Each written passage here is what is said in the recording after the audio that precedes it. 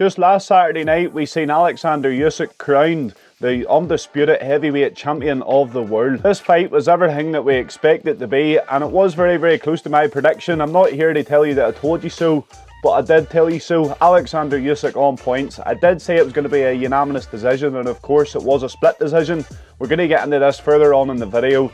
This should have been a unanimous decision, so I am just telling everyone that I got this 100% right. This should have been a unanimous decision. How one judge gave this fight to Fury, I do not know, but we're going to break this down later on in the video. What an absolute spectacle we were treated to. It was a great fight. It really was #1 and #2 in the world, and I don't think that can be disputed at the minute. This fight done great things for boxing, and especially the heavyweight division, which has been a complete farce of late. Before we get into today's video, please make sure and like, share and subscribe. My past few videos has been getting decent views. I've been up over 1,000 views, although I've still only got 56 subscribers. So please make sure and hit the subscribe button. Pause what you're doing now, hit subscribe, especially if you're enjoying this content. It helps me out more than you know, and it helps get the channel out there. So let's get into today's video. I thought it would be important to start today's video by just looking at the round by round breakdown and which rounds I think that Usyk win. I really do not understand how one of the judges gave this to Tyson Fury. I understand that this fight, if you go round by round, it does seem that it's a lot closer than what it actually was. From watching it, there was only one guy that was in real danger throughout that fight, and it was Tyson Fury. I believe it all went to plan for Usyk, and yes, he did get hit with some nice shots. Tyson Fury did catch him clean sometimes, but Usyk was in control the whole time, and I'm going to prove why in this video. So in terms of the scoring of the rounds, this is how I scored it. I watched it live in a pub, so I did pay close attention, but there's always a lot going on in the pub and stuff, so you don't get to watch it properly. So I've re-watched it, and this is how I score each round and how I score the rounds for each fighter. So I've gave Oleksandr Usyk rounds 1 to 3. The only controversial round here out of the first 3 is the second one. Some people, and including the judge that gave it to Fury, gave Fury the second round. The second round was a swing round. There wasn't much happened, but I just felt that in these first 3 rounds, Oleksandr Usyk was the one landing the cleaner shots. Yes, Fury was throwing as many shots, but a lot of his shots were deflecting off the gloves, and they just weren't landing as clean as what Oleksandr Usyk's was. So I've gave Oleksandr Usyk rounds 1 to 3, and then I've gave Tyson Fury rounds 4 until 7. This was the best moment in the fight for Tyson Fury. Rounds 4 until round 7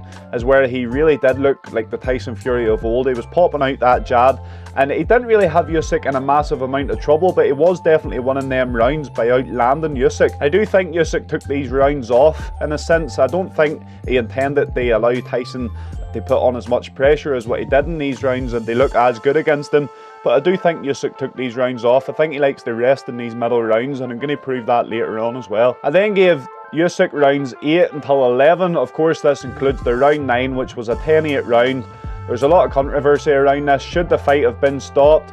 Did the referee save Tyson Fury? I don't think so. I don't see too much wrong with what the referee done here. Tyson Fury would have been on his arse. He would have been his back against the canvas if it wasn't for them ropes. It would have been classed as a knockdown, or it would have been scored as a knockdown. So just because the ropes held him up, it shouldn't mean that Usyk gets to land that fatal dig on him just because the ropes were there. If the ropes weren't there, Tyson Fury would have been down, and Usyk wouldn't have been able to land that fatal punch on him anyway. Don't get me wrong, Tyson Fury was one punch away from being out there. He was completely rocked, staggering all around the ring. I don't think many people could have too many problems if the ref did step in and stop it. But this is the first undisputed heavyweight champion fight in 25 years. There's no need to stop it for that. Tyson Fury, he actually come on, this is what I was going to say here. Tyson Fury, I give him round 12. In my scoring here, I've gave Tyson Fury round 12. I think he finished the fight better. To be fair to Tyson Fury, he's got this unbelievable recovery power. We've seen it against Wilder, where he can just get knocked out and he gets up and he manages to push through these rounds.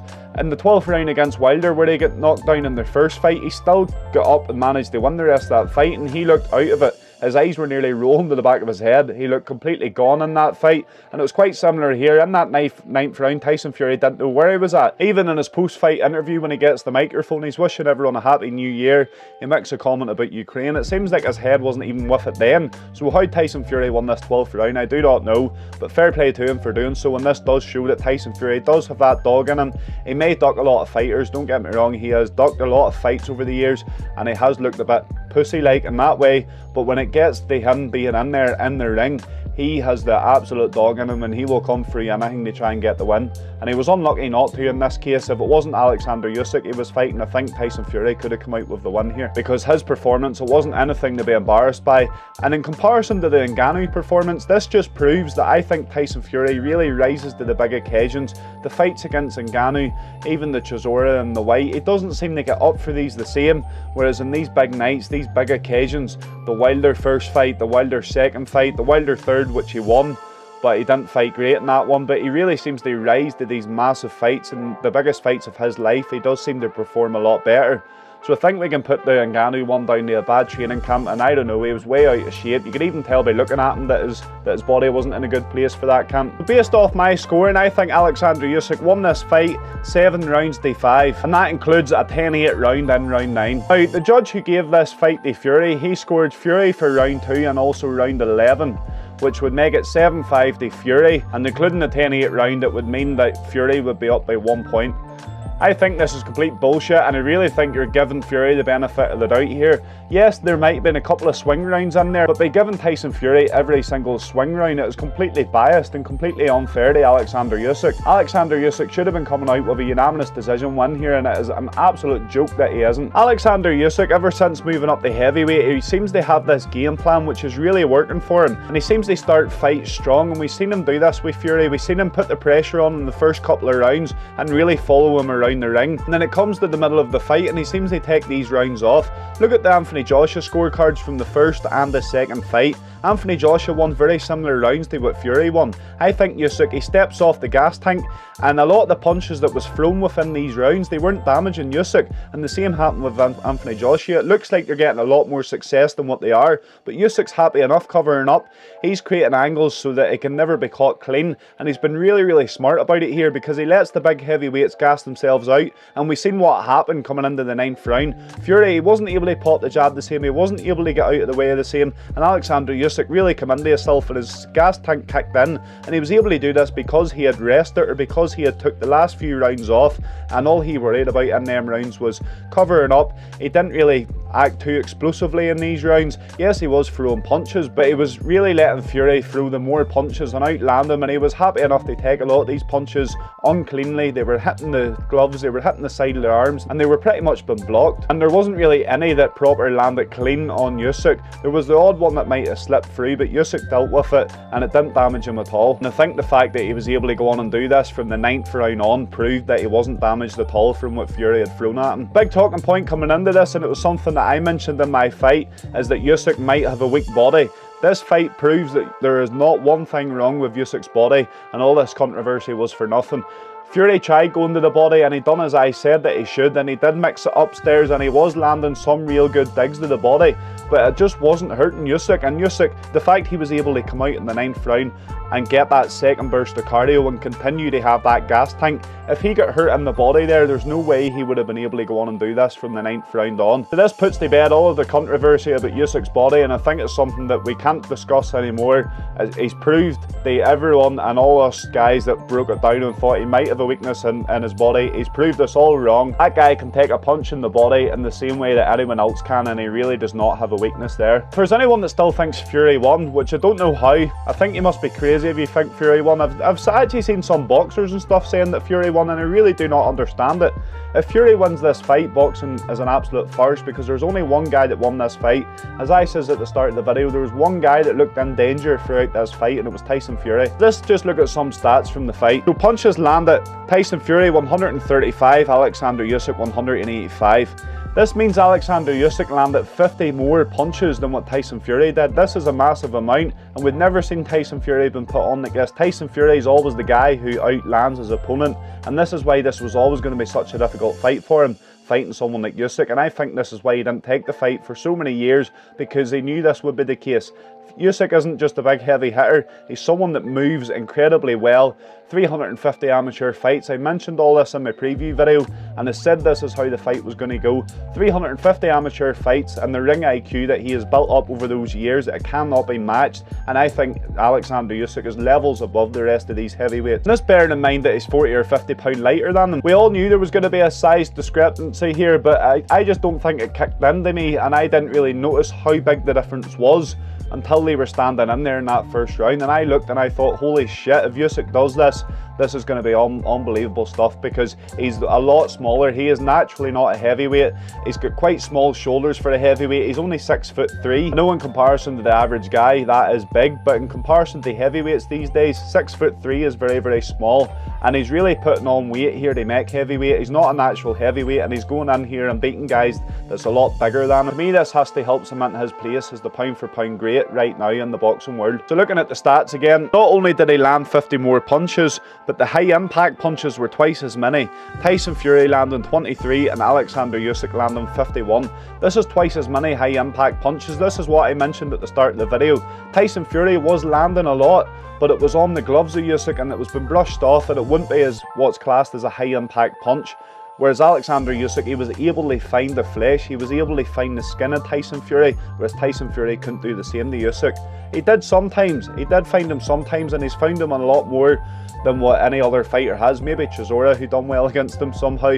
That was Usyk's first fight up at heavyweight, to be fair. Tyson Fury, he did land a lot more on Usyk than what most fighters do, so you do have to take your hat off to him for that. But in terms of damage and punches landed here, there was only one guy landing them, and it was Oleksandr Usyk. Looking at the next stat, which is the amount of punches thrown, it really solidifies my point. Tyson Fury throws 567 and Oleksandr Usyk throws 482. And I think this is why people think that Tyson Fury won this fight, because there was quite a lot of rounds where he looked busier, he was popping out the jab more and he was throwing more punches, but that doesn't mean he won the fight, because Oleksandr Usyk, in most of them rounds, the punches that he landed and the punches that he threw, they were a lot more damaging, and this has to play a part in it. So now that I think I've proved that Usyk won this fight, and I think I've also made a fair point in the fact that Tyson Fury won rounds very similar to what Joshua won. I'm not saying Usyk lets him win these rounds, but I think Usyk sees these middle rounds as more of a rest round. He starts strong and he ends strong, and that's the rounds that make the difference.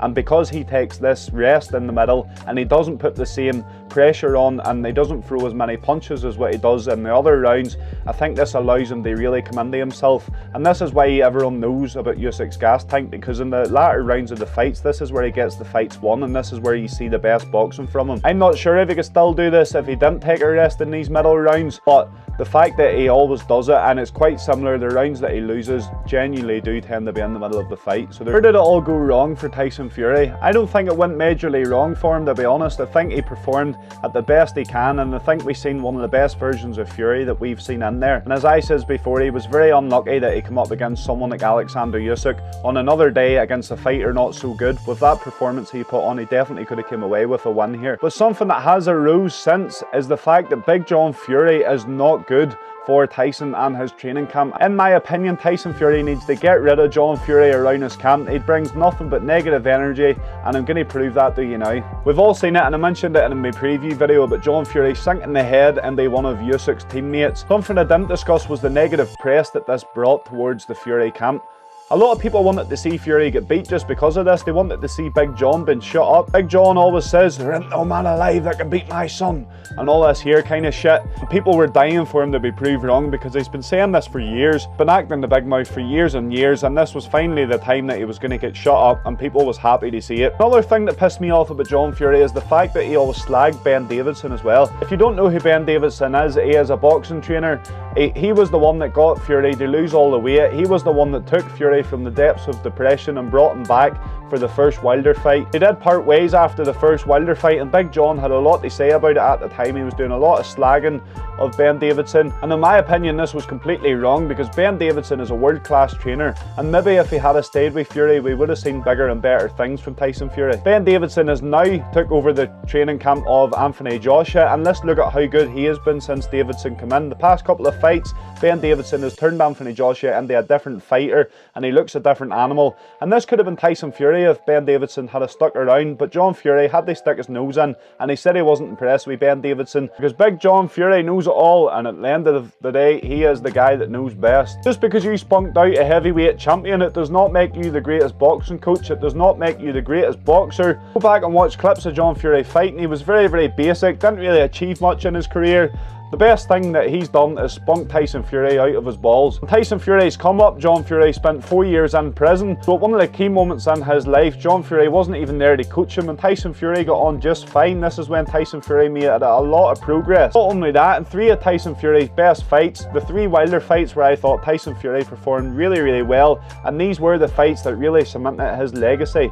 But in these 3 fights, they were held in America. Of course, John Fury's not allowed in America because he's got the criminal convictions, and this might have been a benefit to Tyson Fury, the fact that his dad wasn't around creating all this negative press, he wasn't in his ear and contradicting his coaches.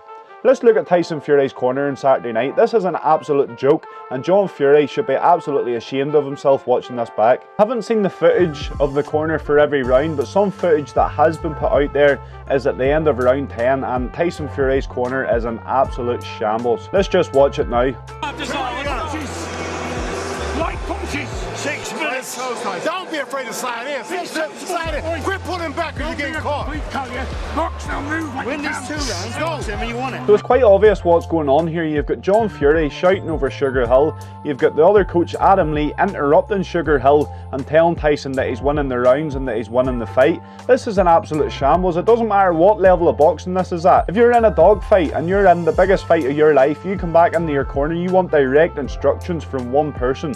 There's 4 or 5 people here shouting different things at Tyson Fury. If his head wasn't sore after round 9 after that pounding that he took, it was definitely sore after this here. This corner is an absolute joke. Sugar Hill has to take some authority here and really sort this out, because if this continues on, this is only going to be damning for Tyson Fury. Take a look at Usyk's corner. Usyk's corner the whole time, nice and controlled and calm.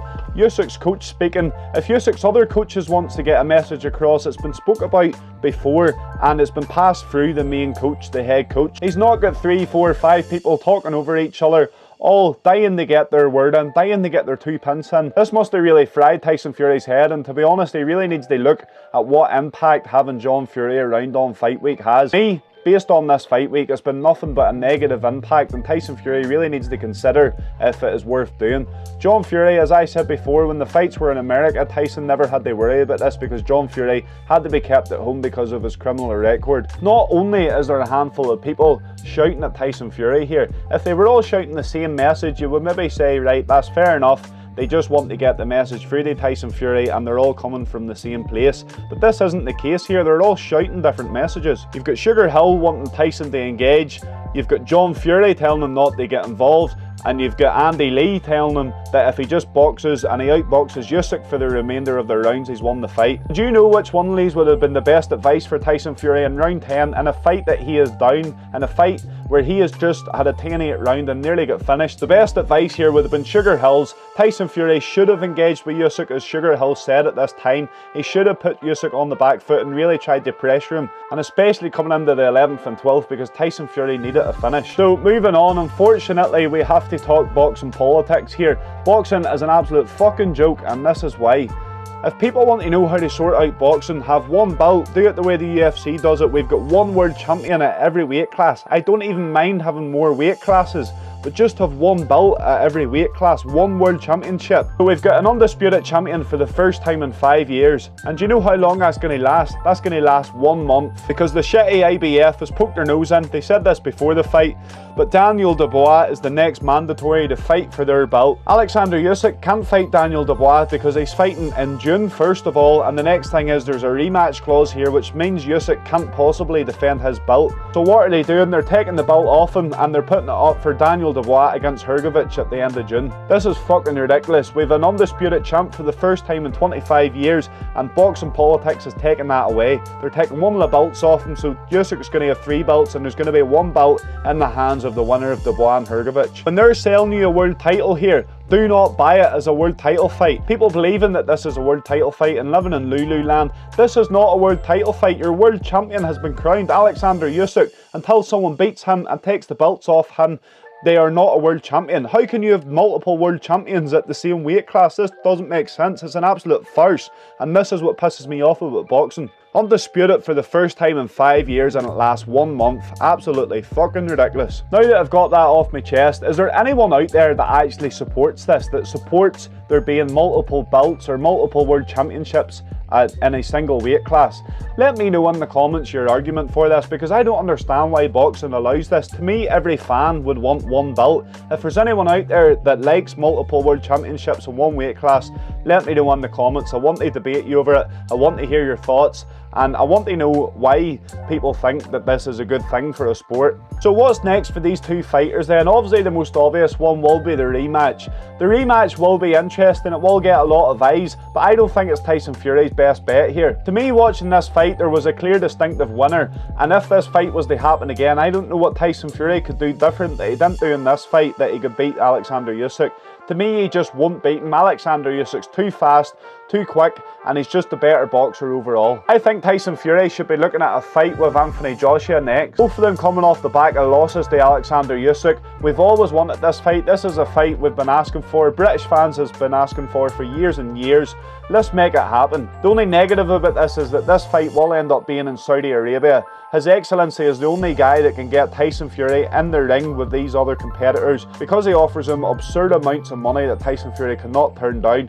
But this fight will be in Saudi Arabia. We'll be having the Battle of Britain, the two best heavyweight British boxers that we have seen in a lot of years of our generation, and the fight's probably going to be in a dead arena in Saudi Arabia. This fight could sell out Wembley. Even now, with both of these guys losing to Oleksandr Usyk, this fight could still sell out Wembley. Hopefully His Excellency sees the benefits in holding this in England. I know they are starting to hold events elsewhere. I think they're holding an event in Vegas, so fingers crossed he does branch out and hold this fight in Wembley or in England whenever the time comes, because it definitely will sell out and it will be a great fight. If Fury was to get a good win over Joshua, he would have every right to have another go at Usyk, and he'll be more composed and he'll have a lot more confidence, because let's face it, Fury couldn't have been confident coming into this fight. Let's look at his performance against Francis Ngannou.